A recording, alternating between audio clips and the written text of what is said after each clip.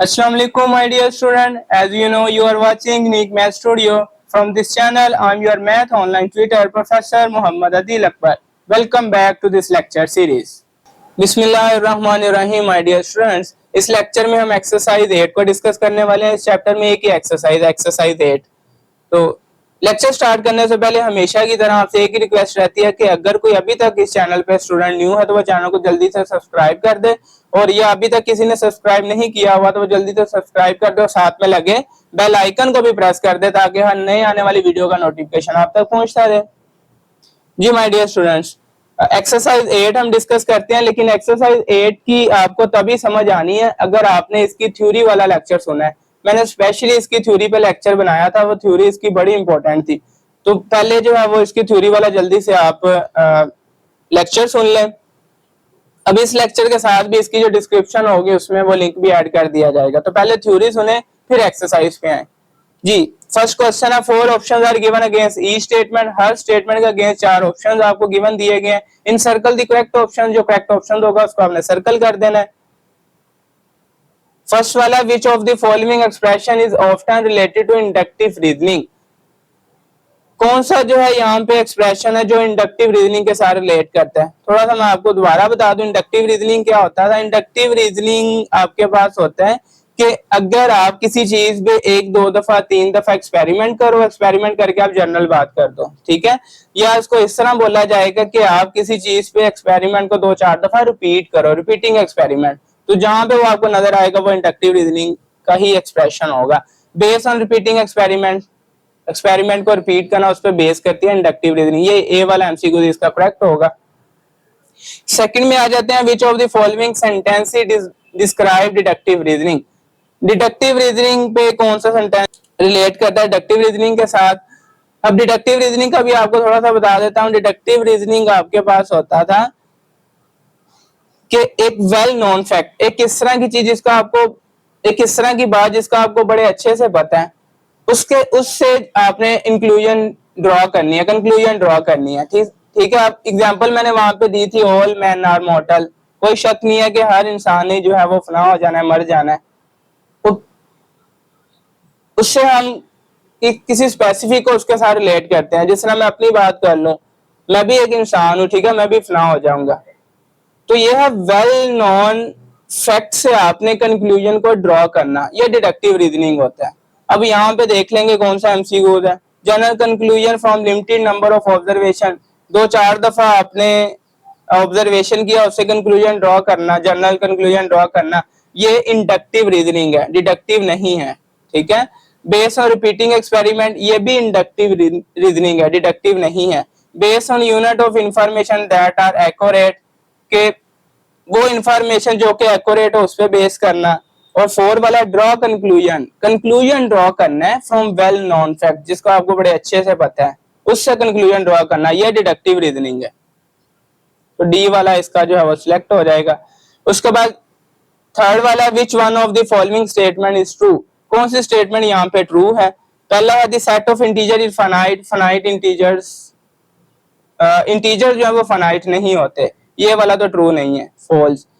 उसके बाद बी वाला देख लें, the sum of interior angle of any quadrilateral is always 180। बिल्कुल नहीं, क्वाड्रिलेटरल 360 होता है। अगर ट्राइएंगल की बात कर लें तो वो 180 होता है, तो सेकंड वाला भी नहीं ट्रू।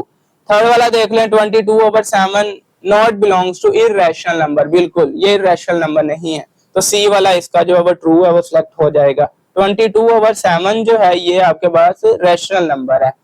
जी, डी वाला देख लें, ऑल आइसोसेल्स ट्राइएंगल और इक्विलैटरल ट्राइएंगल, ये भी ट्रू नहीं है, आइसोसेल्स इक्विलैटरल ट्राइएंगल होती नहीं है। चौथे में आ जाएं जी, 4 वाला MCQ, which of the following statement is the best to represent the negation of the statement। Statement की negation को रिप्रेजेंट करना। the stove is burning, यानी कि चूल्हा जो है वो जल रहा है। negation क्या होता है, किसी स्टेटमेंट के साथ नोट लगा देना, ठीक है। तो the stove is burning, इसकी negation होगी the stove is not burning, कि चूल्हा नहीं जल रहा, नोट लगा दिया। ये ए वाला ही जो है इसका करेक्ट ऑप्शन होगा। उसके बाद 5वें में आ जाए, दी कंजंक्शन। कंजंक्शन होता है कि दो स्टेटमेंट के दरमियान में एंड का ऑपरेशन यूज करना, वो कंजंक्शन होता है। The conjunction of two statement P and Q is true. अब दो स्टेटमेंट के दरमियान एंड का ऑपरेशन आपने यूज किया, वो ट्रू कब होगा? जब दोनों स्टेटमेंट ही ट्रू होंगी तब ट्रू होता है। ये भी मैंने थ्योरी में बड़े अच्छे से आपको पढ़ाया हुआ है। बोथ पी एंड क्यू दोनों स्टेटमेंट फॉल्स हो जाए तब ट्रू नहीं होगा। Both statement P and Q true हो जाए फिर ट्रू होगा। तो बी एमसीक्यू इसका सिलेक्ट होगा। नेक्स्ट छठा है, a conditional is regarded as false only when. Conditional implies का दूसरा नाम है। अब एम्प्लॉयज में एक कंडीशन जो है वो फॉल्स होती है, सिर्फ एक कंडीशन, वो होती है टफ कंडीशन, यानी कि फर्स्ट स्टेटमेंट आपके पास ट्रू हो और सेकंड कंडीशन सेकंड स्टेटमेंट आपके पास जो वो फॉल्स हो जाए। ट्रू और फॉल्स वाली कंडीशन आपके पास फॉल्स होगी कंडीशंस के अंदर। तो पहली स्टेटमेंट को आप एंटीसीडेंट का नाम देते हो और सेकंड स्टेटमेंट को आप कॉन्सिक्वेंट का नाम देते हो, यानी कि पहली स्टेटमेंट एंटीसीडेंट ट्रू होगी और दूसरी स्टेटमेंट कॉन्सिक्वेंट जो है वो फॉल्स होगी, तब जाके आपका आंसर जो है फॉल्स होने वाला है। तो ये वाला जो ए वाला एमसीक्यू है, antecedent true and consequent is false, तब आपका आंसर जो है फॉल्स हो जाएगा। तो इसलिए 6 का जो करेक्ट ऑप्शन है वो ए ऑप्शन है। नेक्स्ट मूव करते हैं जी, 7 वाला है, contrapositive of Q implies P. Q implies P का कंट्रा पॉजिटिव आपने, ये भी मैंने वहां पे थ्योरी में आपको बड़े अच्छे से बताया है। कंट्रा पॉजिटिव का मतलब होता है जो दो स्टेटमेंट है क्यू और पी, इनके दरमियान ये एम्प्लॉयज का सिंबल यूज किया गया है या ऑपरेशन कह सकते हैं। अब कंट्रा पॉजिटिव में ये होता है कि इनकी स्टेटमेंट की जगह भी चेंज होगी, यानी कि पी क्यू की जगह पे आ जाएगा और क्यू पी की जगह पे चला जाएगा। और दूसरे नंबर पे इनके साथ अगर नेगेशन लगा हो तो नेगेशन हट जाता है, रिमूव हो जाता है, और अगर नेगेशन नहीं लगा हुआ तो नेगेशन लग जाता है। अब देखें दोनों के साथ नेगेशन नहीं लगा हुआ तो दोनों के साथ नेगेशन भी लगेगा और इनकी जगह भी चेंज होगी, यानी कि नेगेशन पी पहले आ जाएगा और नेगेशन क्यू बाद में चला जाएगा। ये वाला जो सी एमसीक्यू था ये इसका करेक्ट ऑप्शन होगा। होता है कंट्रा पॉजिटिव के अंदर जी। उसके बाद 8वें पे आ जाए, the statement every integer greater than 2 is a sum of two prime numbers. अब हर इंटीजर जो है 2 से बड़ा इंटीजर, आप कोई भी ले लें, 3 ले लें, 4 5 कोई भी ले लें, वो कह रहा है कि every integer greater than 2 is a sum of two prime numbers. दो प्राइम नंबर्स के सम में लिखा जा सकता है। देखें अभी तक इस चीज को, इस स्टेटमेंट को प्रूव नहीं किया गया। अगर कोई चीज प्रूव अभी तक ना की गई हो तो उसको कंजक्चर का नाम दिया जाता है, और अगर कोई चीज प्रूव होगी हो तो उसको फिर प्रूव का ही नाम, थ्योरम का नाम दिया जाता है। ठीक है, तो ये वाली जो स्टेटमेंट अभी तक प्रूव नहीं हो सकता है ये कुछ नंबर्स के लिए सेटिस्फाई होगी हो, कुछ नंबर के लिए सेटिस्फाई हो जाती है, लेकिन फॉर ऑल नंबर्स के लिए अभी तक इसको प्रूव नहीं किया गया। तो कुछ नंबर के लिए सेटिस्फाई हो रही है तो ये कंजक्चर होगी, तो इसलिए इसका जो करेक्ट ऑप्शन होगा वो बी ऑप्शन होगा। उसके बाद 9th में चलते हैं, the statement a straight line can be drawn between any two point. Understood सी बात है, दो पॉइंट ले लें, दोनों पॉइंट के बिटवीन एक स्ट्रेट लाइन आप ड्रॉ, ये एक पॉइंट है ये एक पॉइंट है, तो अंडरस्टूड सी बात है कि इनके से आप जो है एक स्ट्रेट लाइन जो है वो ड्रॉ कर सकते हो। तो एक इस तरह की चीज जो अंडरस्टूड हो, जिसको प्रूव करने की जरूरत ही ना हो, उसको एक्सियम का नाम दिया जाता है। ठीक है, तो 9th वाले का जो करेक्ट ऑप्शन होगा वो एक्सियम सी वाला। और 10 पे आ जाए, the statement the sum of the interior angle of a triangle is 180 degree. अब तीन एंगल का सम, ट्राइंगल के तीन एंगल का जो इंटीरियर 3 एंगल का जो सम है वो 180 होता है। ये थ्योरम है आपके पास। ठीक है, इसका प्रूफ भी हम करेंगे, इसी एक्सरसाइज में आगे जाके प्रूफ आएगा। तो इसको प्रूफ कर दिया गया, इसलिए ये आपके पास थ्योरम कहलाएगा। नेक्स्ट मूव करते हैं, question number 2, right the converse, inverse and कंट्रा positive of the following conditionals. ये स्टूडेंट इंतहाई इंपॉर्टेंट शॉर्ट क्वेश्चन है। ये आपको एक कंडीशनल दे दी गई है, उसका आपने कन्वर्स, इनवर्स और कंट्रा पॉजिटिव निकालना है। कन्वर्स के अंदर माय डियर स्टूडेंट क्या होता है कि आप जस्ट इनकी जगह पे चेंज करते हो। ठीक है, कन्वर्स के अंदर यानी कि क्यू पहले आ जाएगा, नेगेशन पी क्यू की जगह पे, ये इंटरचेंज हो जाएंगे। ये लिखा गया क्यू पहले लिख दिया हमने और नेगेशन पी क्यू की जगह पे लिख दिया, तो ये कन्वर्स का काम होता है। और इनवर्स में क्या होता है, इनवर्स में अगर किसी के साथ नेगेशन लगा हुआ है तो उसको रिमूव कर देते हैं, अगर किसी का नेगेशन नहीं लगा तो उसके साथ नेगेशन लगा देते हैं, ये होता है इनवर्स। अब इसका अपने इनवर्स निकालना है, P के साथ नेगेशन लगा हुआ था इसको रिमूव कर देंगे, P जस्ट आ जाएगा, और Q के साथ नेगेशन नहीं लगा हुआ उसके साथ नेगेशन लगा देंगे। तो ये होता है इनवर्स लिखना। कंट्रापोजिटिव में, ये एमसीक्यूज में भी मैं आपको बता के आया हूँ, कंट्रापोजिटिव में ये होता है कि आप इनकी जगह भी चेंज करते हो और इनका नेगेशन भी, अगर नेगेशन लगा हुआ है खत्म कर देते हो, नहीं लगा तो वो लगा देते हो। यानी कि P के साथ नेगेशन खत्म हो जाएगा, Q के साथ लग जाएगा और जगह भी चेंज हो जाएगी, यानी कि नेगेशन Q पहले आ जाएगा और P जो है नेगेशन खत्म हो जाएगा ना, P बाद में चला जाएगा। तो ये होगा नेगेशन Q इम्प्लॉयज P।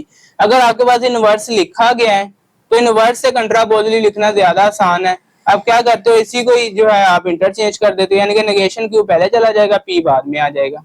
तो negation Q employees P, inverse का ही जो है वो कन्वर्ट्स होता है कंट्रापोजिटिव जी। उसके बाद सेकंड में चलते हैं जी, Q इम्प्लॉयज P। इसका कन्वर्स निकालना है, कन्वर्स में जगह ही चेंज होती है, P पहले Q बाद में चला जाएगा। इनवर्स में इनके साथ नेगेशन हो तो खत्म करते हैं, नेगेशन ना हो तो नेगेशन लगाते हैं। Q के साथ नेगेशन नहीं था तो नेगेशन लग जाएगा, P के साथ भी नहीं था तो उसके साथ भी लग जाएगा। Negation Q imply negation P, ये इनवर्स में आएगा। और कंट्रापोजिटिव में क्या होता है, एक तो नेगेशन भी लगाना होता है हमने और फिर इनकी जगह भी चेंज करनी होती है, यानी कि नेगेशन P पहले आ जाएगा और नेगेशन Q जो है वो बाद में आएगा। तो ये लिखा गया negation P imply negation Q, या इनवर्स का ही जो है कन्वर्स है, नेगेशन P पहले आ जाएगा, नेगेशन Q बाद में चला जाए। तो ये कंट्रापोजिटिव। उसके बाद थर्ड में आ जाए, थर्ड में है negation P imply negation Q। तो कन्वर्स करेंगे, कन्वर्स में जस्ट जगह चेंज होगी, नेगेशन Q पहले आएगा, नेगेशन P बाद में चला जाएगा, ठीक है। उसके बाद इनवर्स में आ जाए, इनवर्स में दोनों के साथ नेगेशन है तो नेगेशन हट जाएगा, बस P इम्प्लॉयज Q आ जाएगा। और कंट्रापोजिटिव में क्या होता है, कंट्रापोजिटिव इनवर्स का ही कन्वर्स है, यानी कि Q पहले आ जाएगा, P बाद में चला जाएगा जी।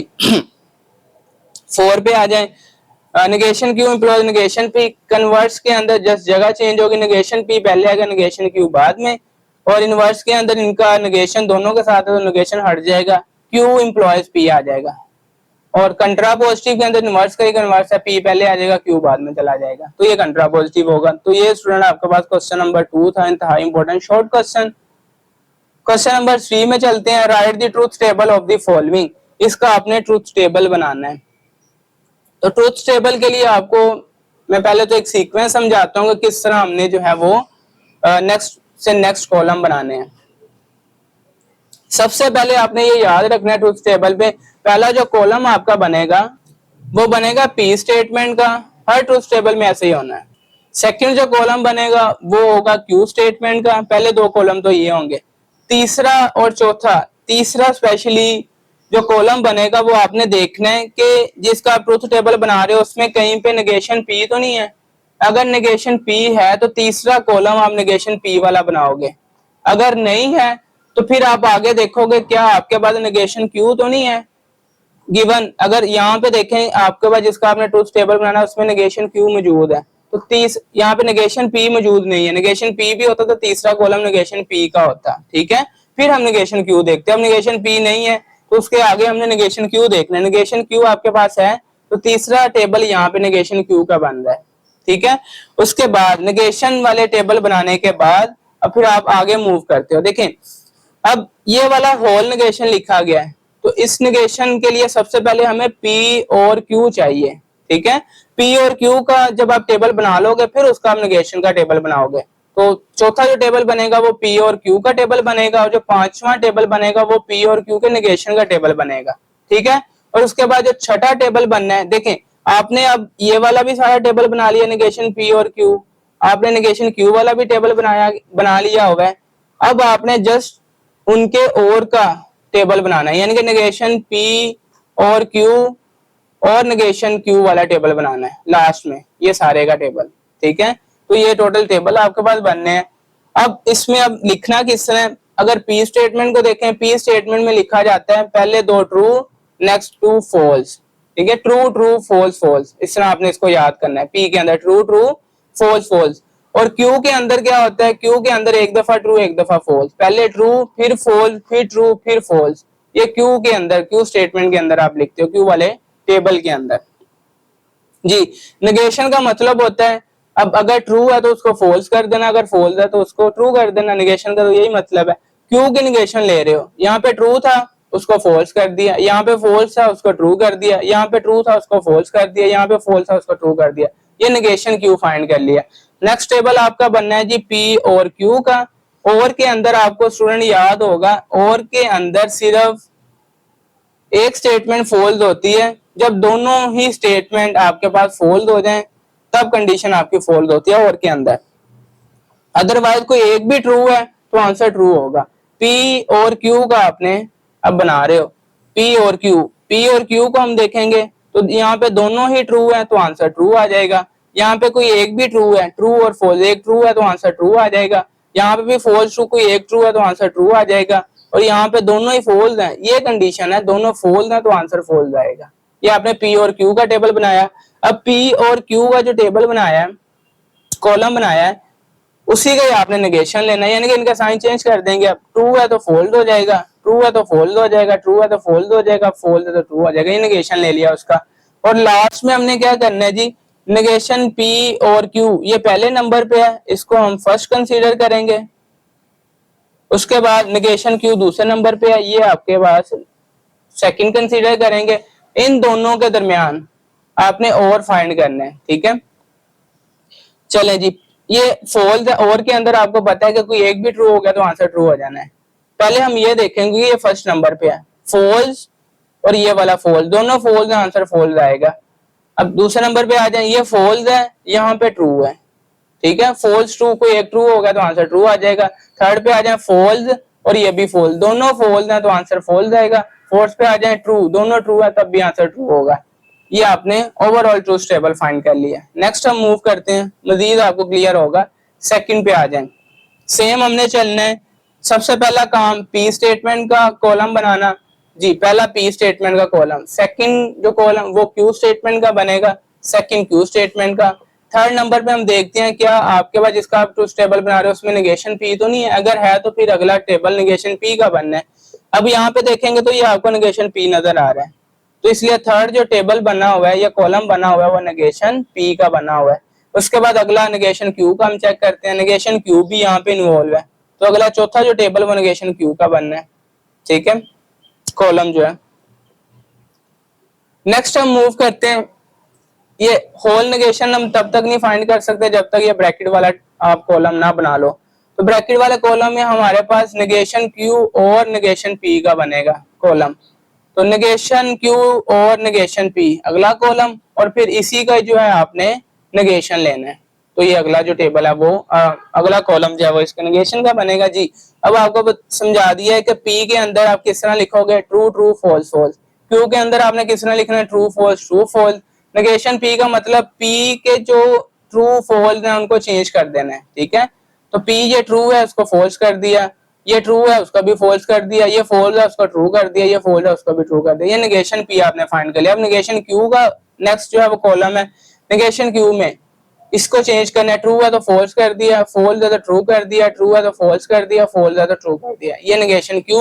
नेक्स्ट जो हमारा कॉलम है वो जी है नेगेशन क्यू और नेगेशन पी का। नेगेशन क्यू पहले है, नेगेशन पी बाद में है, यानी कि नेगेशन क्यू पहले देखेंगे और नेगेशन पी बाद में देखेंगे। इनका और फाइंड करना है, और में कोई एक भी ट्रू होगा तो आंसर ट्रू हो जाएगा। पहले नंबर पे फॉल्स फॉल्स फॉल्स आ जाएगा, दोनों फॉल्स हैं। यहाँ पे ट्रू फॉल्स एक भी ट्रू हो गया तो आंसर ट्रू आ जाएगा। यहाँ पे फॉल्स ट्रू एक भी ट्रू हो गया आंसर ट्रू आ जाएगा, और यहाँ पे ट्रू ट्रू दोनों ट्रू है तो आंसर ट्रू आ जाएगा। ये आपने और फाइंड कर लिया। उसके बाद इसी का ही हमने नेगेशन वाला नेक्स्ट जो है कॉलम आपका, इसी का नेगेशन फाइंड करना है। इनको चेंज करते हैं, फॉल्स है ट्रू हो जाएगा, ट्रू है फॉल्स हो जाएगा, ट्रू है फॉल्स हो जाएगा, ट्रू है फॉल्स हो जाएगा। ये इसका जो है वो ट्रूथ टेबल बन जाएगा। थर्ड वाले पे आ जाए, थर्ड वाले में पहला तो same as it is P का कॉलम बनेगा, नेक्स्ट वाला क्यू का कॉलम बनेगा। उसके बाद नेगेशन हमने चेक करना है, नेगेशन ना पी के साथ है ना नेगेशन क्यू के साथ है, तो नेगेशन वाला कॉलम तो नहीं बनना, ठीक है। उसके बाद नेक्स्ट जो कॉलम बनना है वो बनना है पी और क्यू का, ठीक है, पी और क्यू। थर्ड कॉलम पी और क्यू का। जो फोर्थ कॉलम बनना है वो बनना है पी एंड क्यू का, और पी एंड क्यू का। फिर इन दोनों का आपने बाई कंडीशनल भी फाइंड करना है जी। नेक्स्ट जो लास्ट में कॉलम बनेगा वो ओवरऑल बाई कंडीशन के साथ होगा।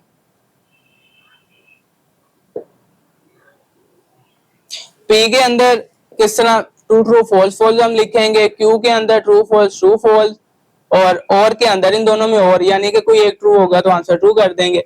पी और क्यू करना है, true true answer true, true false answer true, false true true, false false दोनों फॉल्स हैं तो आंसर फॉल्स आ जाएगा। उसके बाद आपने एंड फाइंड करना है। एंड की ये कंडीशन होती है, एंड में दोनों ट्रू होना जरूरी है, दोनों ट्रू होंगे तो आंसर ट्रू होगा। चलें पी एंड क्यू करेंगे, पहले में दोनों ट्रू है आंसर ट्रू हो गया, दूसरे में कोई एक भी ट्रू है आंसर फॉल्स हो जाएगा, दोनों ट्रू होना चाहिए। तो यहाँ पे एक ट्रू है तो आंसर फॉल्स होगा, यहाँ पे भी एक ट्रू है आंसर फॉल्स होगा, यहाँ पे दोनों ही फॉल्स है तो आंसर फॉल्स होगा। ये एंड आपने कर लिया। अब इनका आपने बाय कंडीशन फाइंड करना है। तो बाय कंडीशन में दो सूरतों में आंसर ट्रू होता है, या तो दोनों ट्रू हो या फिर दोनों फॉल्स हो, ये आपने याद रखना है। तो यहाँ पे देखें दोनों ट्रू है आंसर ट्रू आएगा, कोई एक भी फॉल्स हो गया आंसर फॉल्स आएगा, तीसरे में भी कोई एक फॉल्स है तो आंसर फॉल्स आ गया, और चौथे में दोनों ही फॉल्स है तो आंसर ट्रू। दो कंडीशन आंसर ट्रू करती हैं, या तो दोनों ट्रू होंगे स्टेटमेंट या दोनों फॉल्स होंगी स्टेटमेंट। पहले में दोनों ट्रू थी तो आंसर ट्रू है, लास्ट वाले में दोनों फॉल्स थी तो आंसर ट्रू है। तो ये बाय कंडीशन के लिए था जी। नेक्स्ट हम आज चलते हैं जी। नेक्स्ट 4 है differentiate between a mathematical statement and it's proof. आपने डिफरेंशिएट करना है मैथमेटिकल स्टेटमेंट और इसके प्रूफ को। गिवन 2 एग्जांपल, दो एग्जांपल में आपने लिखनी है। मैथमेटिकल स्टेटमेंट क्या होती है ये भी थ्योरी में आपको बताया था मैंने, वहीं से ही जो है डेटा लिया गया। Mathematical statement is a sentence that is either true or false but not both. Mathematical statement एक सेंटेंस होगा जो कि या तो ट्रू होगा या फॉल्स होगा बट नॉट बोथ, लेकिन दोनों नहीं हो सकते। एग्जांपल इसकी देख लेते हैं। The sum of two even number is always even, कि टू इवन नंबर का सम जो है हमेशा इवन होता है। ट्रू अंडरस्टूड बात है। दो इवन नंबर 2 + 2 ले लें आंसर 4, वो भी इवन नंबर होगा। ठीक है 3 + 3 इवन नंबर, 4 + 4 ले लें आप 8, आंसर जो है 8 वो भी इवन नंबर होगा। तो ये ट्रू स्टेटमेंट है। दूसरी देख लें 3 + 4 नॉट इक्वल टू 8, बिल्कुल 3 + 4 7 होता है 8 नहीं होता, ये भी ट्रू स्टेटमेंट है। तो मैथमेटिकल स्टेटमेंट जो इस तरह का सेंटेंस जो कि या तो ट्रू होगा या फॉल्स होगा, लेकिन दोनों नहीं होगा। प्रूफ ऑफ अ स्टेटमेंट क्या है? A proof is a step-by-step explanation that shows why the statement is true or false. अब प्रूफ क्या होता है? किसी चीज को प्रूफ कर देना। ये step by step explanation, step by step आप एक्सप्लेन करते हो। दैट शोज व्हाई स्टेटमेंट, के क्यों स्टेटमेंट ट्रू है या क्यों स्टेटमेंट जो है वो फॉल्स है। ये होता है किसी स्टेटमेंट को प्रूफ करना, तो वो ट्रू है या फॉल्स है। एग्जाम्पल में आ जाएं। अब ये एग्जाम्पल को प्रूफ किया गया है। पहला था the sum of two even number is always even, proof करते हैं जी, इसको जर्नल प्रूफ किया जाता है। जब भी फॉर ऑल नंबर्स के लिए करना फिर जर्नल प्रूफ किया जाता है। Let two even numbers be, दो इवन नंबर्स हमने ले लिए। पहला ले लिया 2m, देखें 2m, m जो है 2m 2 का मल्टीपल है। 2 का मल्टीपल सारे इवन नंबर्स होते हैं। m आप 1 2 3 4 कुछ भी पुट करें तो 2 से मल्टीप्लाई होकर इवन नंबर ही बनेगा। 2 4 6 बनता जाएगा। और 2n भी, ये भी 2 का मल्टीपल है, ये भी इवन नंबर है। तो दो इवन नंबर्स आपने लिए, देन उनका सम हमने शो करना है, वो भी इवन नंबर बनेगा। तो उनका जब आप सम लोगे यानी कि 2m + 2n करोगे तो दोनों में 2 कॉमन आ जाएगा। 2 और 2 दोनों में 2 कॉमन आ गए, यहाँ से m आ जाएगा प्लस और यहाँ से n आ जाएगा। ठीक है, अब यहाँ पे देख लें ये वाला भी m + n 2 के साथ मल्टीप्लाई हो रहा है। ये भी सारा जो एक्सप्रेशन ये 2 का मल्टीपल है। 2 का मल्टीपल इवन नंबर्स होते हैं। दिस इज डिविजिबल बाय 2, 2 का मल्टीपल है मतलब वो 2 पे डिवाइड हो जाएगा। So this is even number, यानी कि दोनों का सम भी इवन नंबर बन गया। तो ये प्रूव हो गया आपके पास, स्टेटमेंट को आपने प्रूव कर दिया। सेकंड नंबर में इसको आपने प्रूव करना है 3 + 4 नॉट इक्वल टू 8, कर देते हैं। 3 + 4 हमने किया इक्वल टू 7 होता है, लेकिन 8 के इक्वल नहीं है, ये भी आपने प्रूव कर दिया। तो ये आपने डिफरेंस लिख दिया, दो एग्जाम्पल भी साथ में बता दी। नेक्स्ट हम मूव करते हैं। What is difference between an axiom and theorem? Axiom और थ्योरम में क्या डिफरेंस है? गिव एग्जांपल्स ऑफ ईच, के आपने एग्जांपल्स भी देनी है, कम से कम 2 एग्जांपल तो देंगे ना। एग्जांपल्स का वर्ड यूज हुआ है। Axiom, an axiom is a mathematical statement that we believe to be true without any evidence or requiring any proof। कि इस तरह की मैथमेटिकल स्टेटमेंट को एक्सियम कहते हैं जिस पे हमारा यकीन हो कि ये ट्रू है, जिस पे हमें कोई सबूत भी ना देना पड़े, हमें कोई प्रूफ भी रिक्वायर ना हो।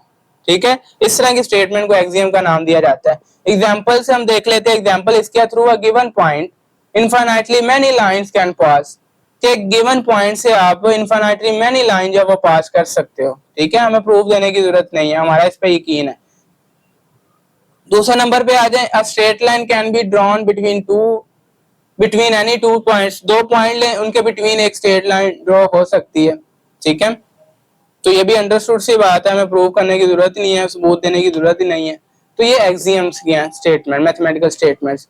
थ्योरम में आ जाए, थ्योरम के लिए आपको प्रूव करना जरूरी है।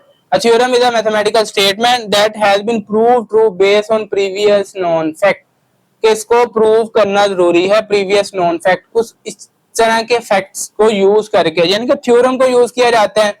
थ्योरम को प्रूव करने के लिए एक्सियम को यूज किया जाता है, या फिर डेफिनेशंस को यूज किया जाता है, या प्रॉपर्टीज को यूज किया जाता है, फिर थ्योरम आपका प्रूव होता है। ठीक है, एग्जांपल में आ जाएंगे, sum of the interior angles of a quadrilateral is 360 degree. Quadrilateral four sided figure, उसके इंटीरियर एंगल को जब आप सम करोगे तो 360 डिग्री बनेगा, बिल्कुल इसका प्रूफ भी मौजूद है। दूसरे नंबर पे आ जाए, the sum of the interior angles of a triangle is 180 degree, कि ट्राइंगल के इंटीरियर एंगल, तीन एंगल का जब सम करेंगे वो 180 डिग्री आएगा, बिल्कुल ये इसका भी प्रूफ मौजूद है। ये थ्योरम की आपके पास एग्जांपल से। नेक्स्ट हम मूव करते हैं, क्वेश्चन नंबर 6 है, what is the importance of logical reasoning in mathematical proofs. Mathematical proofs के अंदर लॉजिकल रीजनिंग की क्या इंपॉर्टेंस है। Give an example to illustrate your point, आपने एग्जांपल भी देनी है जो बात आप करोगे। जब चैप्टर ये स्टार्ट होता है उसके इंट्रोडक्शन में, वहां से ये डेटा जो है मैंने कलेक्ट किया है। इंपॉर्टेंस ऑफ लॉजिकल रीजनिंग क्या है। Logic is a systematic method of reasoning. Reasoning basically होता है सोचने और दलील देने का अमल, यानी कि लॉजिक के अंदर आप सोचते हो एक सिस्टमैटिकल मेथड्स के जरिए, ठीक है, उसको माइंड में रख के आप सोचते हो या दलील देते हो। दैट एनेबल वन, जो किसी को भी इस काबिल बना देता है to interpret the meaning of a statement, तो वो स्टेटमेंट के मीनिंग को बयान कर सके। एग्जामिन द ट्रूथ, उसमें सच्चाई क्या उसको एग्जामिन कर, and deduce new information from existing fact, कुछ एक्सपेरिमेंट करे और वो जो फैक्ट एग्जिस्ट कर रहे हैं उससे न्यू इंफॉर्मेशन को डिड्यूस करे। ये इसकी इंपॉर्टेंस है लॉजिकल रीजनिंग की। एग्जांपल में आ जाए, एग्जांपल से शो कर देते हैं। अब यही एग्जांपल मैंने आपको वहां पे भी करवाई थी। A person gets a penicillin injection, एक आदमी को जो है पेंसिलिन का इंजेक्शन लगाया गया वंस और ट्वाइस, एक या दो दफा। And experiences a reaction soon afterward, जल्दी उसका जो है रिएक्शन भी हो गया। ही जनरलाइज्ड दैट, यानी कि उसको एलर्जी होगी। He generalized that he is allergic to penicillin, ये जनरल बात कर दी गई एक दो दफा एक्सपेरिमेंट से कि उसको तो पेंसिलिन के इंजेक्शन से एलर्जी है। ठीक है, ये इंडक्टिव रीजनिंग में मैंने एग्जांपल दी थी, तो एग्जांपल से आपने शो कर दिया। नेक्स्ट हम मूव करते हैं, question number 7, indicate whether it is an axiom, conjecture or theorem and explain your reasoning. आपने ये बताना है कि कौन सी स्टेटमेंट जो है वो एक्सियम है, कौन सी कंजक्चर है, कौन सी थ्योरम है, और फिर एक्सप्लेन भी करना है उसकी क्या रीजन है। फर्स्ट वाला है जी, there is exactly one straight line through any two points, दो पॉइंट से एग्जैक्ट सिर्फ एक जो है वो स्ट्रेट लाइन जो है वो आप ड्रॉ कर सकते हो। ये स्टूडेंट इसको प्रूव करने की जरूरत नहीं है, ये अंडरस्टूड बात है। ये आपके पास एक्सियम है, यूक्लिडियन एक्सियम है basically. This statement is Euclidean axiom. अब इसकी अब एक्सप्लेनेशन भी बतानी है। एक्सियम तो तब होता है ना जिसको जो अंडरस्टूड बात हो, जिसको प्रूव करने की जरूरत ही ना हो या कोई एविडेंस देने की जरूरत ना हो, सबूत देने की। एक्सप्लेनेशन में हम लिख देंगे, it is believe to be true, ये यकीन किया जा सकता है कि ये सच है विदाउट एनी एविडेंस, कोई सबूत देने के बगैर। आर रिक्वायरिंग एनी प्रूफ, ठीक है, किसी प्रूफ के बगैर या किसी भी प्रूफ के साथ बगैर ही ये यकीन किया जा सकता है कि ये आपके पास ट्रू स्टेटमेंट है। उसके बाद सेकंड पार्ट है, every even number greater than 2 can be written as sum of two prime numbers. हर इवन नंबर 2 से जो ग्रेटर है, यानी कि 4 होगा, 6 होगा, 8 होगा, वो लिखा जा सकता है सम ऑफ टू प्राइम नंबर्स, दो प्राइम नंबर के सम में। देखें ये वाली जो स्टेटमेंट है ना, ये कुछ नंबर्स के लिए सेटिस्फाई हो सकती है, लेकिन इसको अभी ओवरऑल हर नंबर के लिए प्रूव नहीं किया गया। जो कुछ नंबर्स के लिए प्रूव की गई हो, ऑल के लिए ना की गई हो, उसको कंजक्चर का नाम दिया जाता है। ठीक है, अभी कंप्लीट प्रूव नहीं है इस चीज का। दिस स्टेटमेंट इज कंजक्चर, ये कंजक्चर एक्सप्लेनेशन यही है। It has not been formally proven, ये फॉर्मली अभी तक प्रूव नहीं हुई है, डिसप्रूव नहीं हुई है स्टेटमेंट, इसलिए अभी तक ये कंजक्चर ही है। नेक्स्ट थर्ड इसका पार्ट है, the sum of angles in a triangle is 180। अब इंटीरियर एंगल या वैसे ही एंगल्स की बात कर ले, बेसिकली यहाँ पे इंटीरियर एंगल होना चाहिए था कि ट्राइंगल्स के तीन एंगल्स का जो सम है वो 180 डिग्री होता है। इसका प्रूफ भी मौजूद है। ठीक है, उसका प्रूफ भी हम आगे करेंगे। तो जब इसका प्रूफ मौजूद है तो ये फिर थ्योरम होगा, थ्योरम का ही प्रूफ होता है ना। This statement is a theorem explanation, it has been formally proven using, इसको प्रूव कर दिया गया यूजिंग एस्टैब्लिश एक्सियम। प्रूव करने के लिए एक्सियम की जरूरत पड़ती है हमें, या फिर डेफिनेशन वगैरह की जरूरत होती है, या प्रॉपर्टीज वगैरह की। Establish axioms and definition of geometry, क्योंकि ये ज्योमेट्री है आपके पास, ट्राइंगल्स की बात करें तो ज्योमेट्री की डेफिनेशंस को यूज करके और एक्सियम को यूज करके ये प्रूव कर दिया गया। नेक्स्ट हम मूव करते हैं question number 8। Statement formulate simple deductive proofs. आपने डिडक्टिव प्रूफ्स करने हैं। For each of the following algebraic expressions prove that, आपने प्रूव करने के लेफ्ट हैंड साइड जो है ये इक्वल है राइट हैंड साइड के। देखें, अब ऐसा नहीं है कि हम इसको फॉर्मूला लगा के प्रूव कर देंगे, बिल्कुल नहीं। वहां पे वर्ड यूज है डिडक्टिव प्रूफ। डिडक्टिव प्रूफ आपने हर स्टेप के आगे उसकी रीजन भी देनी है, किस स्टेप में कौन सी प्रॉपर्टी यूज की है आपने, कौन सा एक्सियम यूज किया आपने, वो होता है सही मायनों में। क्योंकि ये लॉजिक का चैप्टर हम कर रहे हैं तो हर स्टेप करेंगे, उसके आगे लॉजिक बताएंगे कि कौन सा स्टेप किया है। तो फॉर्मूला यहाँ पे डायरेक्ट लगा के आपने कर देना, थोड़ा सा लेंथी हो जाता है इस तरह, लेकिन हमारी रिक्वायरमेंट डिडक्टिव प्रूफ है, हम लॉजिक बताएंगे हर स्टेप से आगे। चलें लेफ्ट हैंड साइड ले रहे हैं। लेफ्ट हैंड साइड देखें, आपके पास अगर होल स्क्वायर आ जाए ना तो होल स्क्वायर को ओपन करना आसान होता है। होल स्क्वायर को ओपन करके ये बनाना आसान होगा, ना कि आप इसको फैक्टराइज करते रहे और फिर ये बनाएंगे, मुश्किल प्रोसेस हो जाएगा। इसलिए हम लेफ्ट हैंड साइड को लेके चल रहे हैं और राइट हैंड साइड बनाएंगे, आसानी रहेगी हमारे लिए। लेफ्ट हैंड साइड आपके पास है x-4 होल स्क्वायर प्लस 9। अब ये प्रॉपर्टी आपके पास होती है, या इसको एक्सियम भी कह लें। आपके पास जो होल स्क्वायर है इसको हम 2 टाइम लिख सकते हैं, x-4 होल स्क्वायर 2 टाइम हम मल्टीप्लाई में लिख सकते हैं, x-4 इंटू x-4, और साथ में ये प्लस 9 आ जाएगा। जी, लॉजिक इसके पीछे क्या है, अब आपको पता है कि दो नंबर्स मल्टीप्लाई हो रहे हैं, उनकी बेस सेम हो तो उनकी जो पावरें हैं फिर वो ऐड हो जाती हैं। ठीक है, यही प्रॉपर्टी यहाँ पे यूज हमने की है, या इसको कम्यूटेटिव भी कहा जाता है। देखें, आपके पास इसमें एम भी 1 है, एन भी 1 है। इसमें देखें तो x-1 यहाँ पे m अगर लिखते हो, m भी 1 है और n भी 1 है। ठीक है, तो 1 + 1 किया, x स्क्वायर था, यानी कि x यहाँ पे x-4 यूज हुआ, x-4 स्क्वायर था, हमने उसको इस तरह लिख दिया मल्टीप्लाई की फॉर्म में। ठीक है, अलग अलग कर दिया, ये यहाँ पे लॉजिक यूज हुआ है। जब भी होल स्क्वायर हो तो रीजन आपने साथ में ये बतानी है जी।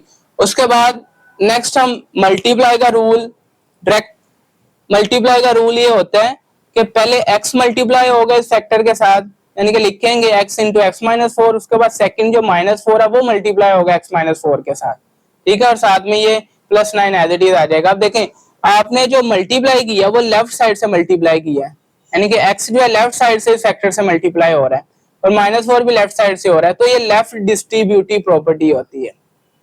ठीक है, लेफ्ट साइड से मल्टीप्लाई कर देना। आपको मैं लिख के बता देता हूँ, चैप्टर 1 में ये चीजें थी, वहां पे आपने ये चीजें सीखी होंगी। लेफ्ट डिस्ट्रीब्यूटिव ये चीज होती है कि दो नंबर ऐड या माइनस हो रहे हो, जिस तरह b + c दो नंबर ऐड हो रहे हैं तो तीसरा नंबर लेफ्ट साइड से उनके साथ मल्टीप्लाई हो, ये लेफ्ट डिस्ट्रीब्यूटिव प्रॉपर्टी होती है। a को मल्टीप्लाई डिस्ट्रीब्यूट कर देंगे ना, a b के साथ भी मल्टीप्लाई हो जाएगा, प्लस a जो है वो c के साथ, तो लेफ्ट साइड से मल्टीप्लाई, लेफ्ट डिस्ट्रीब्यूटिव प्रॉपर्टी ये यहाँ पे हुआ है। दो नंबर प्लस या माइनस हो रहे थे, जिसना ये x-4 माइनस हो रहे थे, हमने लेफ्ट साइड से x से मल्टीप्लाई करवा दिया, ये लेफ्ट डिस्ट्रीब्यूटिव प्रॉपर्टी। उसके बाद नेक्स्ट हम x को x से मल्टीप्लाई करेंगे, अभी स्क्वायर नहीं लिखना, अभी हम जस्ट मल्टीप्लाई करवा के लिखेंगे। तो लिखेंगे x डॉट x उसके बाद माइनस आ जाएगा, x डॉट 4 आ जाएगा। उसके बाद नेक्स्ट -4 को x से करेंगे तो -4 डॉट x आ जाएगा। उसके बाद ये माइनस और ये माइनस, माइनस माइनस प्लस आ जाएगा, और यहाँ से 4 डॉट 4 से मल्टीप्लाई हो रहा है तो 4 डॉट 4 लिख देंगे, और लास्ट में ये आपके पास +9 आ जाएगा। यहाँ पर भी आपने लेफ्ट साइड से मल्टीप्लाई किया है x को, तो ये भी लेफ्ट डिस्ट्रीब्यूटिव प्रॉपर्टी इसकी रीजन होगी। ठीक है, नेक्स्ट हम मूव करते हैं जी x dot x, base same है, पावरें ऐड होके x स्क्वायर बन जाएगा। इस स्टेप में हम सिर्फ अब पावरें ऐड करेंगे और कोई काम नहीं करना। एक स्टेप के अंदर सिर्फ एक तरह का ही आपने काम करना है। ठीक है, अब यहाँ पे इस स्टेप में हम सिर्फ पावरें ऐड कर रहे हैं। यहाँ पे पावरें ऐड होगी, ये एज इट इज लिखा गया -x डॉट 4, ये भी एज इट इज लिखा गया -4 डॉट x। यहाँ पे भी पावरें ऐड हो जाएंगी, +4 डॉट 4 2 टाइम रिपीट हो रहा है तो 4 स्क्वायर आ जाएगा, और यहाँ पे +9 आ जाएगा जी। और पावरें ऐड करो तो पावर्स वाली ये प्रॉपर्टी है आपके पास, जिस तरह ये फर्स्ट में लिखा था। अब यहाँ पे ये हम रीजन बता देंगे जी। नेक्स्ट हम मूव करते हैं जी अगले स्टेप में। अगले स्टेप में माय डियर स्टूडेंट, आपको पता है कि वेरिएबल बाद में होता है, नंबर पहले लिखा जाता है। ठीक है, अभी यहाँ पे वेरिएबल पहले है, नंबर बाद में, तो 4 को पहले लेके आएंगे, x को बाद में लिखेंगे। तो ये लिखा हुआ 4 डॉट x, यहाँ पे ऑलरेडी 4 डॉट x ही लिखा हुआ है, नंबर पहले ही है। यहाँ पे 4 स्क्वायर कर देंगे तो ऑब्वियसली 16 होता है, +9 आ गया। अभी हमने सिर्फ इनकी जगह चेंज की है, ये कम्यूटेटिव प्रॉपर्टी होती है। आपके पास अगर यहाँ पे मैं लिख दूं, आपके पास अगर a मल्टीप्लाई b है तो आप उसको b मल्टीप्लाई लिख सकते हो, उनकी जगह ही आगे पीछे की, ये होती है कम्यूटेटिव प्रॉपर्टी। ये वो यूज की है हमने, commutative property with respect to multiplication है, वैसे मल्टीप्लाई में हमने जगह इधर उधर की है उनकी जी। उसके बाद नेक्स्ट हम मूव करते हैं, x square as it is आ गया। नेक्स्ट हमने अगर दोनों में देखो, ये भी 4x है और ये भी 4x है, माइनस भी है दोनों में, तो -4x आप कॉमन ले रहे हो। ठीक है, ये भी -4x, ये भी -4x, -4x कॉमन ले लिया। जब यहाँ से -4x कॉमन लिया तो आपके पास 1 आ जाएगा, यहाँ से माइनस कॉमन लिया, साइन चेंज होकर प्लस आ जाएगा, यहाँ पे भी 4x कॉमन ले लिया तो 1 आ जाएगा। ठीक है, जब सारा कॉमन चला जाए तो वहां पे 1 आता है, और यहाँ पे +16 +9 करेंगे तो ये तो अंडरस्टूड बात है कि 25 होता है जी। अब यहाँ पे भी अगर हम बताएं, आपने 4x को कॉमन लिया है तो ये लेफ्ट डिस्ट्रीब्यूटिव प्रॉपर्टी है। ठीक है, कॉमन ले लिया आपने, जिस तरह ये चीज थी दोनों में a कॉमन था तो आपने उसको कॉमन ले लिया a को लेफ्ट साइड से, तो लेफ्ट डिस्ट्रीब्यूटिव प्रॉपर्टी जी। नेक्स्ट हम मूव करते हैं जी, 1 + 1 किया तो ये 2 आ गया, बाकी सारे एज इट इज आ जाएंगे। ये एडिशन प्रॉपर्टी है, लिखना है तो साथ में लिख दो, नहीं भी लिखना तो कोई बात नहीं। ठीक है, नेक्स्ट हम मूव करते हैं जी x स्क्वायर। अब 4x 2 से मल्टीप्लाई हो रहा है, माइनस एज इट इज आ जाएगा, 4 2 से मल्टीप्लाई होगा 8 आ जाएगा, साथ में x आ जाएगा। ये मल्टीप्लिकेटिव प्रॉपर्टी है, लिखना है तो लिख दें साथ में, और +25 भी एज इट इज आ जाएगा। देखें, आपने जो राइट हैंड साइड प्रूव करनी थी वो यही थी, x स्क्वायर - 8x + 25। आपने लेफ्ट हैंड साइड ली, राइट हैंड साइड के इक्वल आपने उसको शो कर दिया। तो ये बेसिकली हमने लेफ्ट हैंड साइड को राइट हैंड साइड के इक्वल ही शो करना है, तो हमने प्रूव कर दिया कि ये जो स्टेटमेंट लिखी गई है ये ट्रू लिखी गई है। नेक्स्ट हम मूव करते हैं जिसका सेकंड वाला पार्ट है, सेम उस तरह ही हमने करना है, स्टेप वैसे ही रहने जी। लेफ्ट हैंड साइड हम ले रहे हैं, यहाँ पे होल स्क्वायर है तो 2 टाइम रिपीट करके लिखेंगे, यानी कि x + 1 × x + 1 लिखेंगे। ठीक है, और यहाँ पे माइनस आ जाएगा, x - 1 भी होल स्क्वायर है तो इसको भी अब सेम काम ही करोगे, x - 1 को 2 टाइम रिपीट करके लिखोगे। ठीक है, और ये पावर्स को आपने डील किया, यहाँ पे पावर्स को सेपरेट करके लिखा आपने, तो ये पावर्स वाली ये वाली प्रॉपर्टी है, ये साथ में रीजन बता दी। नेक्स्ट अब हमने लेफ्ट साइड से मल्टीप्लाई करना है, पहले x के साथ ये x + 1 आ जाएगा, फिर +1 के साथ ये x + 1 आ जाएगा। ठीक है, यहाँ पे -x के साथ ये x - 1 आ जाएगा, और नेक्स्ट ये वाला माइनस और ये वाला माइनस, क्योंकि पहले x के साथ ये वाला आया x - 1, अब -1 के साथ आना है, तो ये वाला माइनस भी कॉमन था, ये वाला माइनस और ये वाला माइनस, ये प्लस हुआ है, प्लस और साथ में 1 के साथ ये x - 1 आएगा, ये लिखा गया +1 x - 1। अब लेफ्ट साइड से आपने डिस्ट्रीब्यूट किया है, लेफ्ट साइड से ही मल्टीप्लाई किया तो लेफ्ट डिस्ट्रीब्यूटिव प्रॉपर्टी। नेक्स्ट हम मूव करते हैं, लेफ्ट साइड से मल्टीप्लाई कर रहे हैं, देखें ये x डॉट x लिखा जाएगा, ये x प्लस लिख के x डॉट 1 लिखा जाएगा, यहाँ पे +1 डॉट x लिखा जाएगा, और यहाँ से +1 डॉट 1, क्योंकि 1 ने 1 से मल्टीप्लाई ना 1 डॉट 1 लिखा जाएगा, डॉट मल्टीप्लाई को शो कर रहा है। अब यहाँ पे आओगे तो -x डॉट x लिखा जाएगा, अब ये वाला माइनस और ये वाला माइनस प्लस हो जाएगा, माइनस माइनस ये प्लस लिखा गया।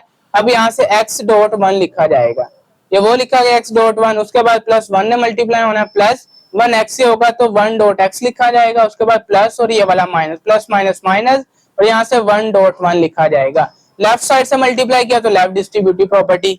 नेक्स्ट हम मूव करेंगे, अब पावर्स को हम ऐड कर देंगे, बेस सेम है पावर्स ऐड हो जाएंगी। तो इस स्टेप में सिर्फ पावर्स को ही ऐड करना है, कहीं पे अगर नजर आएंगे तो एक स्टेप में एक तरह का ही काम करेंगे। x dot x x square बन जाएगा, ये एज इट इज आ जाएगा, ये भी एज इट इज आ जाएगा, ये भी 1 2 टाइम रिपीट हो रहा था तो 1 स्क्वायर आ जाएगा। यहाँ पे हम लिखेंगे 1 स्क्वायर। नेक्स्ट आपके पास माइनस x 2 टाइम रिपीट और x स्क्वायर बन जाएगा, यहाँ पे x dot 1 as it is आ जाएगा, 1 डॉट x भी एज इट इज आ जाएगा, और ये भी जो है माइनस आ जाएगा 1 डॉट 1, 1 2 टाइम रिपीट हो रहा है तो ये 1 स्क्वायर लिखा जाएगा। अब पावर्स हमने ऐड किया तो पावर्स वाली ये प्रॉपर्टी है, साथ में रीजन बता दी। नेक्स्ट हम मूव करेंगे जी, next x square as it is आ गया। अब नंबर्स पहले होता है तो नंबर्स को पहले लिखेंगे, ठीक है, इसको हम लिखेंगे 1 डॉट x, जगह इनकी आपने चेंज करी, जगह चेंज करो, ये कम्यूटेटिव प्रॉपर्टी होती है, रीजन कम्यूटेटिव प्रॉपर्टी आप दोगे। तो 1 डॉट x लिख दिया, यहाँ पे plus 1 dot x as it is आ गया, नंबर पहले ही था, 1 का स्क्वायर लोगे 1 ही रहना है, minus x square as it is आ गया, यहाँ पे भी नंबर को पहले लेके आ रहे हैं, 1 डॉट x लिख दिया हमने, यहाँ पे 1 डॉट x नंबर ऑलरेडी पहले था तो वैसे लिख दिया, और माइनस 1 का स्क्वायर लोगे तो 1 ही रहना है, तो आपने जगह इनकी चेंज की है, तो ये कम्यूटेटिव प्रॉपर्टी है, रीजन साथ में बता दी। नेक्स्ट हम मूव करते हैं जी x स्क्वायर, अब हम कॉमन ले रहे हैं, left hand right hand side से कॉमन ले रहे हैं, ठीक है।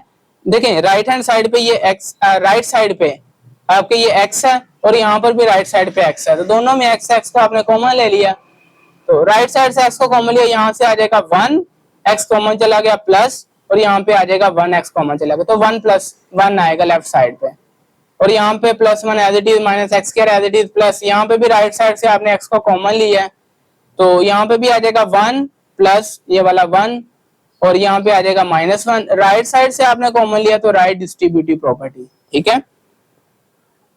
नेक्स्ट मूव करते हैं जी, x square as it is 1 plus 1 किया 2 आ गया, ये एडिटिव प्रॉपर्टी है, 1 प्लस 1 2, साथ में x आ गया। अब उसके बाद ये +1 एंड माइनस x स्क्वायर, ये भी 1 प्लस 1 2 बन गया, और साथ में x आ गया 2x, और यहाँ पे ये -1, तो रीजन बतानी है तो एडिटिव प्रॉपर्टी लिख दोगे।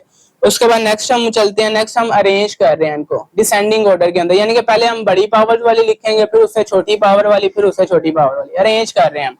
x के लिखा उसके साथ ये माइनस x स्क्वायर हमने लिख दिया, उसके बाद ये प्लस 2x लिखा उसके साथ ये वाला प्लस 2x हमने लिख दिया, उसके बाद ये +1 लिखा उसके साथ ये -1 लिख दिया, जस्ट इनको अरेंज किया, अरेंजमेंट इन डिसेंडिंग ऑर्डर, ये रीजन आपने बता दी, तो डिसेंडिंग ऑर्डर में हम अरेंज कर रहे हैं। नेक्स्ट हम मूव करेंगे तो ये x square minus x square ये 0 हो जाएगा, दो नंबर का ऐड होकर 0 हो जाना, ये एडिटिव इनवर्स प्रॉपर्टी है, ठीक है, 0 लिखेंगे एडिटिव इनवर्स, रीजन बताएंगे। तो यहाँ पे x square minus x square 0 हो जाएगा, ये एज इट इज लिखा जाएगा 2x प्लस 2x, और यहाँ पे भी +1 -1 ये भी 0 हो जाएगा, तो ये नेक्स्ट लिखा गया है 0 plus 2x plus 2x plus 0 additive inverse, ठीक है। नेक्स्ट प्रॉपर्टी ये वाली यूज होगी, अब 0 के अब किसी नंबर्स को ऐसे नंबर से ऐड करना वही नंबर वापस मिल जाए, ये एडिटिव आइडेंटिटी होती है। यहाँ पे अगर मैं बता दूं कि एक आपके पास से नंबर है उसको ऐसे नंबर से प्लस कर देना वही नंबर वापस मिल जाए, ये एडिटिव आइडेंटिटी है, चैप्टर 1 में ये सारी प्रॉपर्टीज पढ़ी हुई हैं आपने, ये वही काम किया है। 2x को 0 से ऐड किया 2x वापस मिल गया, यहाँ पे भी 2x को 0 से ऐड किया 2x वापस मिल गया, एडिटिव आइडेंटिटी, रीजन बताइए। उसके बाद अगर देखेंगे लेफ्ट साइड से 2x को अगर हम कॉमन लेते हैं, 2x दोनों में है ना, 2x को आपने कॉमन ले लिया, यहाँ पे भी 2x कॉमन चला गया 1 आ जाएगा, ये प्लस यहाँ पे भी 2x कॉमन चला गया 1 आ जाएगा, और 1 प्लस 1 करेंगे, अब लेफ्ट साइड से कॉमन लिया तो लेफ्ट डिस्ट्रीब्यूटिव प्रॉपर्टी, 1 प्लस 1 करेंगे 2 आ जाएगा, ये 2x एज इट इज आ जाएगा, ये तो ऐड किया है जस्ट हमने, और 2 को 2 से मल्टीप्लाई करोगे तो 4x, यही आपकी राइट साइड है, लेफ्ट हैंड साइड ली और आपने राइट हैंड साइड को इक्वल शो कर दिया जी। नेक्स्ट हम मूव करते हैं, इसका थर्ड पार्ट है प्रूव दैट, आपने प्रूव करना है कि जो x plus 5 whole square minus x minus 5 whole square ये आंसर बनेगा 20x के इक्वल जी। लेफ्ट हैंड साइड हम ले रहे हैं इनकी, अब ये भी होल स्क्वायर है, इसको 2 टाइम लिखेंगे, x plus 5 whole square, x plus 5 को 2 टाइम लिख दिया मल्टीप्लाई में, उसके बाद ये माइनस लगा दिया, यहाँ पे भी x माइनस 5 होल स्क्वायर है तो x माइनस 5 को भी 2 टाइम लिख दिया, ठीक है, हमने मल्टीप्लाई के अंदर। और पावर्स को हमने डिस्ट्रीब्यूट किया है, पावर्स को आपने होल स्क्वायर था तो पावर वाली ही प्रॉपर्टी यूज हो जाएगी, ठीक है। नेक्स्ट अब हम लेफ्ट साइड से मल्टीप्लाई कर रहे हैं, पहले x के साथ ये सारा फैक्टर आ जाएगा x प्लस 5, फिर प्लस 5 के साथ ये सारा फैक्टर आ जाएगा x प्लस 5, ठीक है। Left distributive property, left side से हम डिस्ट्रीब्यूट कर रहे हैं। उसके बाद माइनस आ जाएगा और ये x के साथ ये सारा फैक्टर आ जाएगा x माइनस 5। अब ये वाला माइनस और ये वाला 5 वाला माइनस, ये प्लस 5 बन जाएगा, ये प्लस 5 लिखा गया और साथ में ये वाला x माइनस 5 फैक्टर आ जाएगा। Reason left distributive property. अब लेफ्ट साइड से मल्टीप्लाई करेंगे तो लिखेंगे x डॉट x, उसके बाद प्लस का साइन x डॉट 5, ठीक है। x पहले तो इसलिए x पहले लिखा जा रहा है, 5 बाद में तो 5 बाद में लिखेंगे। उसके बाद प्लस 5 डॉट x लिखेंगे, उसके बाद प्लस 5 डॉट 5 लिखेंगे, प्लस है और ये भी प्लस है, प्लस प्लस प्लस, और 5 को 5 से मल्टीप्लाई करेंगे तो 5 डॉट 5 लिखा जाएगा। उसके बाद माइनस x को x से मल्टीप्लाई करेंगे, माइनस x डॉट x आ जाएगा। उसके बाद ये वाला माइनस और ये वाला माइनस प्लस हो जाएगा और लिखेंगे x डॉट 5, ये वो लिखा गया प्लस x डॉट 5। उसके बाद नेक्स्ट मूव करेंगे तो प्लस 5 डॉट x आ जाएगा, नेक्स्ट मूव करेंगे ये प्लस है ये माइनस है, प्लस माइनस माइनस आ जाएगा, ये आ जाएगा 5 डॉट 5। तो लेफ्ट साइड से मल्टीप्लाई किया, left distributive property reason. Next आ जाएंगे, अब अगले स्टेप में हमने जस्ट पावरें ऐड करनी, बेस सेम है पावरें ऐड हो जाएंगी तो ये x स्क्वायर बन जाएगा, ये एज इट इज आ जाएगा, प्लस x डॉट 5 ये भी एज इट इज लिखा जाएगा, ये भी 5 2 टाइम रिपीट हो रहा है तो 5 स्क्वायर बन जाएगा, ये भी एज इट इज नहीं, माइनस x 2 टाइम रिपीट हो रहा है तो x स्क्वायर बन जाएगा। यहाँ पे भी ये भी x dot 5 as it is, 5 dot x भी एज इट इज, और माइनस 5 भी 2 टाइम रिपीट हो रहा है तो 5 स्क्वायर बन जाएगा। तो ये पावर्स वाली प्रॉपर्टी हमने लगाई है। नेक्स्ट हम मूव करेंगे, अब x square as it is हमने नंबर्स को पहले लेके आए हैं, अगले स्टेप में हम नंबर्स को पहले लेके आएंगे, जस्ट वो कम्यूटेटिव प्रॉपर्टी होगी। 5 पहले लिखा जाएगा, x बाद में लिखा जाएगा, यहाँ पे भी 5 पहले लिखा जाएगा, x बाद में लिखा जाएगा। 5 स्क्वायर लोगे तो 25, ये तो अंडरस्टूड बात है, माइनस x स्क्वायर, यहाँ पे 5 पहले लिखा जाएगा, 5 डॉट x, यहाँ पे 5 dot x as it is आ जाएगा, और यहाँ पे माइनस 5 स्क्वायर लोगे 25। तो हमने क्या किया, उनकी जगह को इधर उधर किया, यानी कि 5 को पहले x को बाद में लिखा, ये कम्यूटेटिव प्रॉपर्टी रीजन बता दी। नेक्स्ट आप आओगे x square as it is, अब दोनों में देखें तो 5x, दोनों में 5x कॉमन है तो 5x आपने दोनों में कॉमन ले लिया, यहाँ पे भी 1 आ जाएगा, प्लस 5x कॉमन लिया, यहाँ पे भी 1 आ जाएगा, plus 25 as it is, minus x square भी एज इट इज, यहाँ पे भी 5x दोनों में एक जैसा तो 5x कॉमन चला जाएगा, यहाँ पे भी 1 आ जाएगा, प्लस यहाँ पे भी 1 आ जाएगा, माइनस 25। लेफ्ट साइड से कॉमन लिया, left distributive property, x square 5x 1 plus 1 करेंगे 2 आ जाएगा, plus 25 as it is, minus x square भी एज इट इज 5 है, 1 प्लस 1 करेंगे 2 आ जाएगा, माइनस 25 एडिटिव प्रॉपर्टी ये वाली।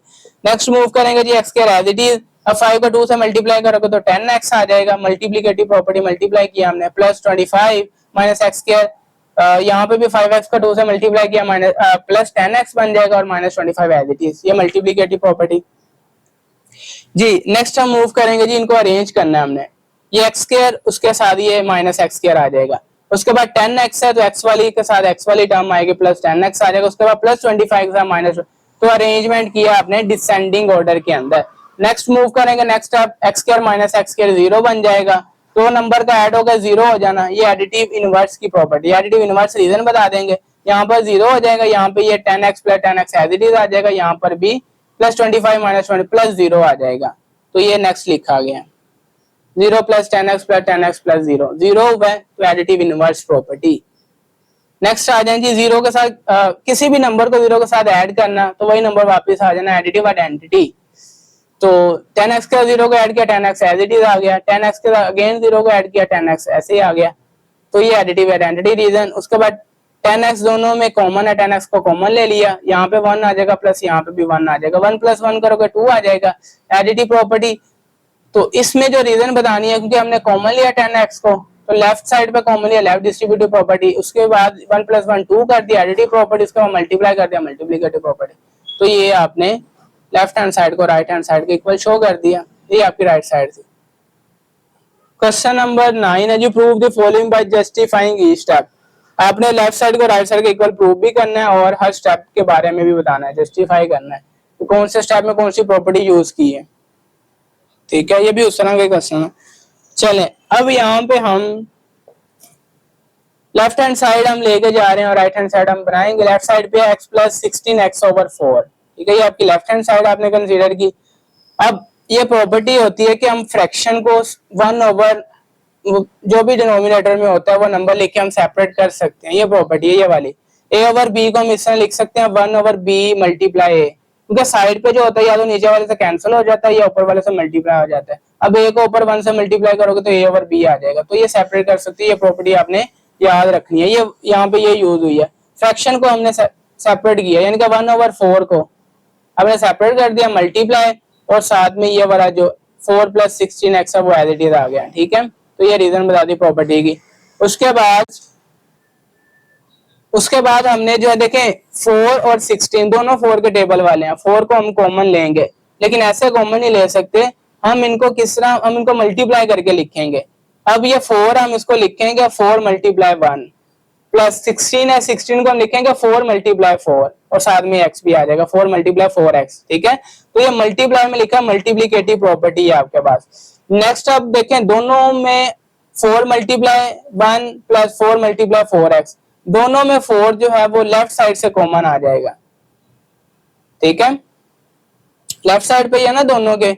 अब ये एक टर्म प्लस या माइनस के बाद अगली टर्म स्टार्ट होती है। इस प्लस से पहले 4 मल्टीप्लाई 1 ये एक टर्म है, और प्लस के बाद 4 मल्टीप्लाई 4x ये दूसरी टर्म है। दोनों में 4 कॉमन है, तो लेफ्ट साइड से हमने 4 को कॉमन ले लिया मल्टीप्लाई, यहाँ पे आ जाएगा 1 प्लस ये 4 कॉमन चला गया, ये आ जाएगा 4x, 1 plus 4x। Left side से हमने कॉमन लिया तो लेफ्ट डिस्ट्रीब्यूटिव प्रॉपर्टी, या आप डिस्ट्रीब्यूटिव लॉ लिख दोगे या लेफ्ट डिस्ट्रीब्यूटिव प्रॉपर्टी लिख दोगे, ठीक है। उसके बाद नेक्स्ट हम यहाँ पे देखें आपके पास 1/4 मल्टीप्लाई 4, तो ये आपके पास जो है कैंसिल हो जाएगा, ठीक है। 4 4 से कैंसिल हो जाएगा, लेकिन इस तरह आपने ये लाइन नहीं ऊपर लिखनी, जस्ट वैसे ही आपने ये रीजन बतानी है कि 1/4 इस 4 से कैंसिल हो गया, 4 मल्टीप्लाई 4 से कैंसिल हो गया, आपके पास ये 1 आ गया, ठीक है। और ये रीजन बताओगे मल्टीप्लीकेटिव इनवर्स। मल्टीप्लीकेटिव इनवर्स को आपको थोड़ा सा बता देता हूँ। मल्टीप्लीकेटिव इनवर्स आपके पास होता था, तो फॉर एग्जांपल एक आपके पास ये नंबर है, इस नंबर को एक ऐसे नंबर से मल्टीप्लाई करना कि आंसर आपके पास 1 आ जाए, यानी कि मल्टीप्लीकेटिव आइडेंटिटी आ जाए आंसर आपके पास। तो फिर आपके पास वो नंबर जो है इसका मल्टीप्लीकेटिव इनवर्स होगा, ठीक है। तो वो नंबर क्या होगा, 1 बनाने के लिए वो नंबर 1/4 होगा, ठीक है। 4 को 4 से कैंसिल कर दोगे 1 आ जाएगा। ये होता है मल्टीप्लीकेटिव इनवर्स, एक नंबर को ऐसे नंबर से मल्टीप्लाई कर देना आंसर 1 आ जाए। ये वही काम यहाँ पे हुआ, मल्टीप्लीकेटिव इनवर्स। एंड उसके बाद एक ऐसे नंबर को ऐसे नंबर से मल्टीप्लाई कर देना कि वही नंबर वापस मिल जाए, ये मल्टीप्लीकेटिव आइडेंटिटी की प्रॉपर्टी है, ठीक है। आपके पास एक ऐसा नंबर है, उसको एक ऐसे नंबर से मल्टीप्लाई कर देना, यही नंबर वापस मिले, तो ऑब्वियसली वो 1 ही होगा फिर। यही काम हुआ है, 1 से आपने इस सारे नंबर को मल्टीप्लाई किया, यही नंबर वापस मिल गया, तो मल्टीप्लीकेटिव आइडेंटिटी बोला जाता है इस चीज को। नेक्स्ट हम ये आपने प्रूव कर दिया, लेफ्ट साइड आपने ली, राइट हैंड साइड आपने बना दी है, ठीक है। नेक्स्ट हम मूव करते हैं, सेकंड वाला है जी 6x² plus 18x/3x² minus 27 is equal to 2x/x-3 जी, इसको हमने प्रूव करना है। अब लेफ्ट हैंड साइड हम ले रहे हैं जी 6x² प्लस 18x/3x² माइनस 27। अब यहाँ से अगर आप ऊपर देखोगे तो आपके पास 6x² प्लस 18x, दोनों आपके पास अगर देखें, ये आपके पास है जी 6 और ये आपके पास है जी 18 भी 6 के टेबल वाला है, तो 6 को आप कॉमन ले लोगे। उसके बाद x मिनिमम पावर देखोगे कितनी दोनों में कॉमन है, वो कॉमन ले लोगे। ये x है वो x है, तो एक सिंगल x दोनों में कॉमन है, तो x कॉमन ले लिया। 6x आपने कॉमन लिया, 6x आपने कॉमन ले लिया, यहाँ पे 6x कॉमन चला गया, 2 पावर थी तो एक पावर आ जाएगी। उसके बाद प्लस 18 में से 6 कॉमन लिया, तो 18 को 6 पे डिवाइड कर देंगे, 18 को 6 पे डिवाइड करेंगे, आंसर आ जाएगा आपके पास 3, और x वैसे ही कॉमन चला गया, तो ये x प्लस 3 लिखा गया। यहाँ पे आ जाए जी, यहाँ पे आपके पास 3x² माइनस 27, तो नंबर में देखेंगे 3 के टेबल में 3 भी आता है, 3 के टेबल में 27 भी आता है, तो दोनों 3 के टेबल वाले 3 को आपने ले लिया कॉमन। जब 3 को आपने कॉमन लिया, यहाँ पे आ जाएगा x² माइनस 27 में से 3 कॉमन लिया, तो 27 को 3 पे डिवाइड करेंगे, 27 को 3 पे डिवाइड किया, आंसर आ जाएगा 9, ठीक है। अब उसके बाद नेक्स्ट आपके पास ये अगर मैं यहाँ पे लिख दूं, ये आपने फॉर्मूला चैप्टर 4 में किए हैं बड़े अच्छे से, आपके पास होता है ए स्क्वायर माइनस बी स्क्वायर, ये आपके पास होता है ए माइनस बी इंटू ए प्लस बी, ठीक है। और यहाँ पे आपके पास था एक्स स्क्वायर माइनस 9, इसको आप बना सकते हो, इस फॉर्मूले में कन्वर्ट कर सकते हो। ये लिखा जाएगा मजीद एक्स स्क्वायर 9 जो है ये 3 का स्क्वायर होता है, तो ये चीज आपने बना ली ए स्क्वायर माइनस बी स्क्वायर, और इसको हम लिख सकते हैं ये यूज करके फॉर्मूला, ये हमने बना लिया, ये हम यूज कर सकते हैं। एक दफा माइनस में लिख देंगे एक्स माइनस 3, एक दफा हम एक्स प्लस 3 प्लस में लिख देंगे, ठीक है। तो ये वो इसको जो है फैक्टराइज करके, ये फैक्टराइजेशन हमने कर दी है, फैक्टराइज करके ये लिखा गया एक्स माइनस 3 एक्स प्लस 3, ये 3 साथ में एज इट इज आ गया। अब रीजन बताई गई है, फैक्टराइजेशन की है हमने। नेक्स्ट हम करेंगे जी, आपके पास ये वाला जो 6 है इस 3 से कैंसिल हो जाएगा, 3 के टेबल में 3 1 3 3 2 6, ऊपर 2x x प्लस 3 भी जो है ये वाला x प्लस 3, ये x प्लस 3 से कैंसिल हो जाएगा। देखें जब दो या दो से ज्यादा नंबर मल्टीप्लाई में लिखे हों, जब भी मल्टीप्लाई में नंबर्स लिखे हों वो ऊपर नीचे कैंसिल हो जाते हैं, ठीक है। अब यहाँ पे ऊपर भी सारे मल्टीप्लाई में लिखे, नीचे भी मल्टीप्लाई में लिखे हुए हैं, तो ये कैंसिल हो जाएंगे। x प्लस 3 x प्लस 3 से कैंसिल हो गया, अब 6 जो है 3 से कैंसिल हो गया, तो 2 आ गया, 2x ऊपर और नीचे ये x माइनस 3 आ गया। तो यहाँ पे कैंसिलेशन प्रॉपर्टी हमने यूज की, हमने कैंसिल किया इसको, ठीक है। आपने लेफ्ट हैंड साइड ली और राइट हैंड साइड आपने बना लिया, उससे राइट हैंड साइड के इक्वल आपने शो कर दिया जी। नेक्स्ट हम मूव करते हैं, नेक्स्ट आपके पास है जी x square plus 7x plus 10 over x square minus 3x minus 10, इसको आपने इक्वल शो करना है x plus 5 over x minus 5 के जी। अब यहाँ पे भी डायरेक्ट फैक्टर्स ही बनाए गए हैं, तो मैं आपको फैक्टर सिखा देता हूँ, मिड टर्म ब्रेकिंग से बनाए गए हैं। तो यहाँ पे पहले आपके पास है जी x square plus 7x plus 10, इसके आप अगर फैक्टर बनाओगे, मिड टर्म ब्रेकिंग करेंगे हम, एक्स स्क्वायर इसको हम लिख सकते हैं 7x है, 10 आपके पास होता है 2 मल्टीप्लाई 5, तो लिखेंगे 5x प्लस 2। ये मिड टर्म ब्रेकिंग हमारे चैनल पे, अगर तो मिड टर्म ब्रेकिंग आपने सीखी हुई है तो गुड, अगर मिड टर्म ब्रेकिंग में किसी को अभी भी प्रॉब्लम है तो इस चैनल के जो शॉर्ट वीडियोज हैं उसमें ये mid term breaking prime factorisation से भी सिखाई गई है और कैलकुलेटर से भी सिखाई गई है, तो आप दोनों तरीकों से जो है ये मिड टर्म ब्रेकिंग सीख सकते हो, ठीक है। तो मिड टर्म ब्रेकिंग की जा रही है यहाँ पे। अब फर्स्ट 2 में से x कॉमन है तो x कॉमन आ जाएगा, यहाँ से x स्क्वायर में से एक x कॉमन गया तो एक x आ जाएगा, प्लस यहाँ से x कॉमन चला गया तो जस्ट 5 आ जाएगा, यहाँ पे प्लस ये 2 है आपके पास, ये 10 है, दोनों 2 के टेबल वाले हैं तो 2 कॉमन आ जाएगा, यहाँ पे x आ जाएगा, प्लस 10 में से 2 कॉमन लिया तो 10 को 2 पे डिवाइड करेंगे, आंसर 5 आ जाएगा। अब दोनों में एक फैक्टर आपका x प्लस 2 वाला बनेगा और दूसरा फैक्टर आपका x प्लस 1 वाला, x प्लस 5 वाला बनेगा। लेकिन दोनों में देखें x प्लस 5 आपका कॉमन है, ठीक है, x प्लस 5 कॉमन है और हम राइट साइड पे लिख रहे हैं, राइट साइड पे x प्लस 5 कॉमन है, तो राइट साइड पे x प्लस 5 कॉमन ले लिया और आपके पास रिमेनिंग क्या बचा, x प्लस 2, वो दूसरा फैक्टर होगा, ठीक है। तो ये फैक्टराइजेशन की गई है x square plus 7x plus 10 की, तो उसकी फैक्टराइजेशन से लिखा हुआ x plus 2 into x plus 5, ठीक है, उसके सामने। अब x square minus 3x minus 10 की फैक्टराइजेशन करोगे, उसका ये फैक्टर आएंगे, चले उसकी भी फैक्टराइजेशन कर लेते हैं। X square minus 3x minus 10, इसकी फैक्टराइजेशन करनी है, मिड टर्म ब्रेकिंग करेंगे इसकी भी, तो लिखेंगे x square minus 5x plus 2x minus 10, ठीक है, मिड टर्म ब्रेकिंग, इनको आप प्लस माइनस भी कर लो जी, minus 5x plus 2x minus 3x ही आएगा। नेक्स्ट जी फर्स्ट 2 में x कॉमन है तो x को कॉमन ले लेंगे, x माइनस 5 आ जाएगा। अब यहाँ से प्लस 2 को कॉमन लेंगे तो यहाँ पे आ जाएगा x माइनस 10 को 2 पे डिवाइड कर देंगे, 5 आ जाएगा। अब एक फैक्टर बनेगा जी x प्लस 2 का,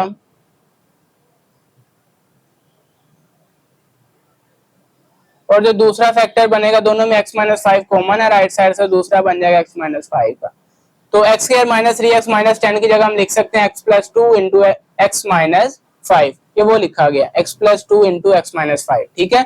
तो फैक्टराइजेशन रीजन बता दिया हमने, फैक्टराइजेशन की है जी। उसके बाद देखेंगे जी x प्लस 2 इस x प्लस मल्टीप्लाई में लिखे गए हैं दोनों फैक्टर्स, तो ऊपर नीचे कैंसिल हो जाएंगे, x प्लस 2 से कैंसिल हो गया, तो कैंसिलेशन प्रॉपर्टी रीजन बता देंगे, ऊपर आ जाएगा x+5 और नीचे रह जाएगा x-5, तो x+5 ओवर x-5, यानी कि आपने लेफ्ट साइड ली और राइट साइड के इक्वल आपने शो कर दिया। जी माय डियर स्टूडेंट्स, तो वीडियो को यहीं पे ही हम स्टॉप कर रहे हैं, लेक्चर को यहीं पे ही हम एंड कर रहे हैं। अगर किसी का इस वीडियो से, इस लेक्चर के रेलिवेंट कोई क्वेश्चन है तो कमेंट सेक्शन में पेश कर दें, इंशाल्लाह रिप्लाई मिल जाएगा। तो माय डियर स्टूडेंट, ख्याल रखें अपना। नेक्स्ट वीडियो में इसके जो रिमेनिंग क्वेश्चंस रह गए हैं तो उसके साथ मुलाकात होगी। देखें वो इसमें भी मैं करवा सकता हूँ, लेकिन वीडियो बड़ी लेंथी हो जाएगी फिर, तो इसलिए जो है मैं 2 पार्ट बना रहा हूँ इस एक्सरसाइज 8 के। ठीक है, तो ख्याल रखें स्टूडेंट अपना। नेक्स्ट वीडियो में नेक्स्ट क्वेश्चन के साथ मुलाकात होगी, तब तक के लिए अल्लाह हाफिज।